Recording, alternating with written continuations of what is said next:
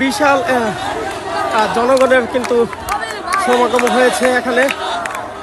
আমরা দেখতে পাচ্ছি হাজার হাজার বিএনপির কর্মী নেতাকর্মীরা এই আনন্দ মিছিলে অংশগ্রহণ করেছেন।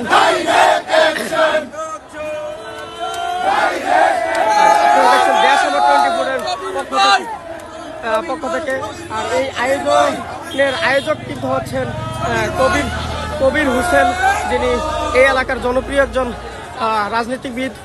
সোনামণিকে নিয়ে আমি থাকি চিন্তামুক্ত, কারণ আমি ব্যবহার করি SMC স্মাইল বেবি ডায়পার।